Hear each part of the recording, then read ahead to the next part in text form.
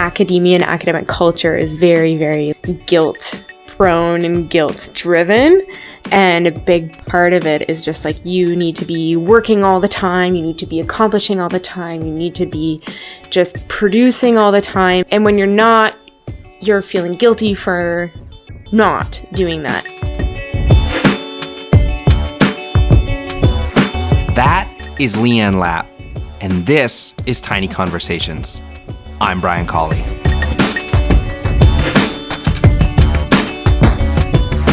Leanne is a super intelligent, ridiculously strong, and amazingly upbeat person.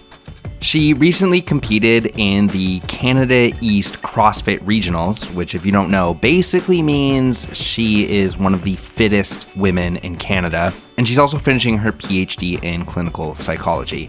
She was telling me on the way to one of her competitions that there's this stigma that exists in the academic world about having any hobbies or interests outside of those institutions. I decided to meet her at her place and ask her more about that. Here's that conversation. The big reason I wanted to talk to you is the thing you said in the car when we were going to the CrossFit, the regionals. Mm-hmm. And you were saying that you're reaching these amazing heights, and all of these people are super, super proud of you. And then you have this whole other side to your life, and you were saying that you were keeping this achievement from them. I was reflecting a little bit more on it when you reached out and was like, let's revisit that conversation.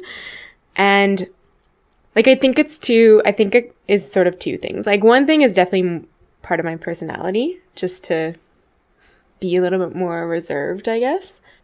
But the other part is that piece that I think you and I were talking a little bit more about in the car, and this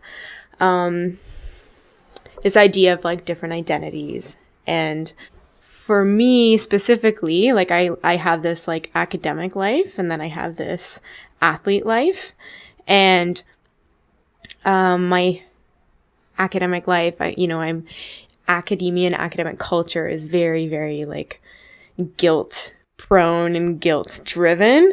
And a big part of it is just like you need to be working all the time, you need to be accomplishing all the time, you need to be just producing all the time. And when you're not, you're feeling guilty for not doing that.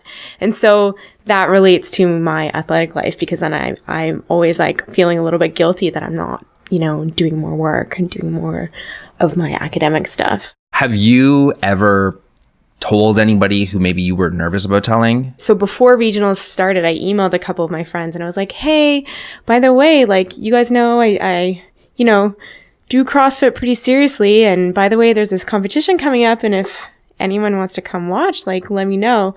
And then a few of them, no one made it out, but a few of them like live streamed it and watched it online. And they were like, holy shit, like, I didn't know you did like that. Like, why didn't you tell us you were doing that? So then it was this like surprise reaction. And then also like, why didn't you say anything? Cause this is really awesome.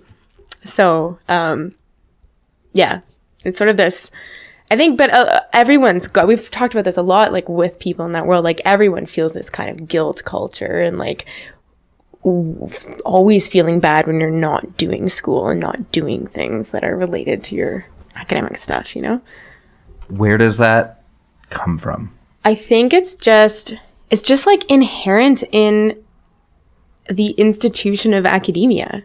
Like, I don't know where that comes from. I think it's just like, I know that, and it's not only graduate students like me that feel like this. Like, I know that professors also sometimes feel like this too.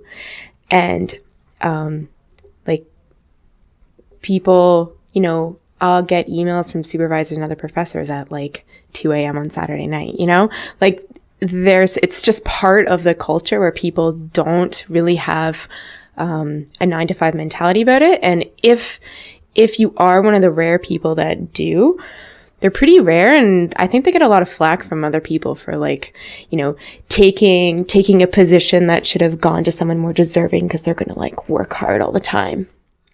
To me, that's so messed up. It is so messed up. And I work in mental health. How messed up is that, right? Yeah, because like we're hearing all these messages about you need a balance. Yeah. We all need balance. Yeah. It's like, it's really messed up.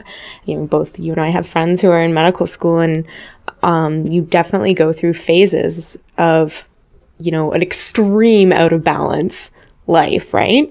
Where you have no time to like sleep and eat and do and exercise and do all those important things that you're trying to then like instill in your patients.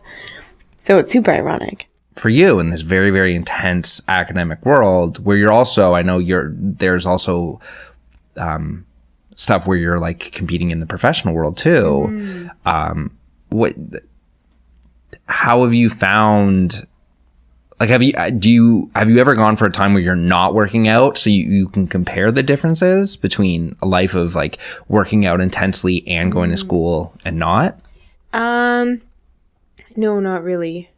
Like, I've always been doing like a lot of other things in addition to my academic stuff, because like I'll go crazy if I don't. And also it gives me a way to like legitimize, I think, like taking a break from that stuff. Like in a way, making it to regionals like legitimized my hobby. It made me able to feel a little bit less guilty about spending all this time at the gym because I accomplished something really big. That's messed up, because why shouldn't I be able to do it just because it's fun and just because it makes me happy?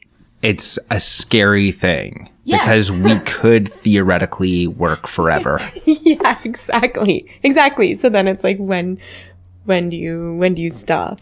And then in that world, you're like super reinforced for never stopping, because people then are like, great, you're so hardworking, you're so diligent, and then you're the one that like gets the publications and gets the conferences and gets all the things that you think that you need in order to succeed. I could see that'd be easy to internalize, because you would see that and you would just naturally question, did I miss this because of that choice to go to the gym that day? Yeah, absolutely. That's what I mean. Like, that's why spending time at the gym is always like interlaced with a bit of guilt, which I don't want to feel, but can't help it sometimes. I think there's a lot of ways to get out of like going to the gym. You have some very legitimate things where it's, I could work more on this paper, but you still end up at the gym, which I think is very good. But what is it that you tell yourself to make sure you keep going?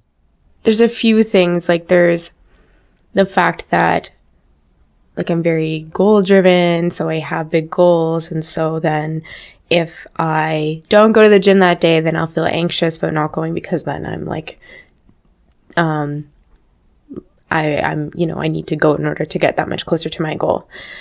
But also, like, I think for a lot of people too, it's like you feel bad if you don't go to the gym. You feel lethargic. You feel just like not at home in your body. You do it to get a break from whatever else is going on in your life.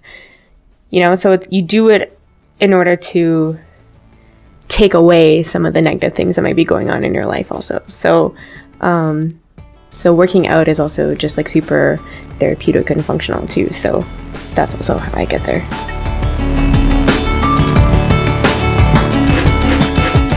Tiny Conversations is a podcast featuring small discussions on big ideas. If you like what you've heard, you can subscribe in iTunes or Stitcher. And if you're already subscribing, feel free to let me know what you think of this podcast by adding a rating. Our theme music is by Broke for Free. If you want to get a hold of Leanne, she tweets at Leanne_KL. I tweet at Brian Colley. Thanks for listening.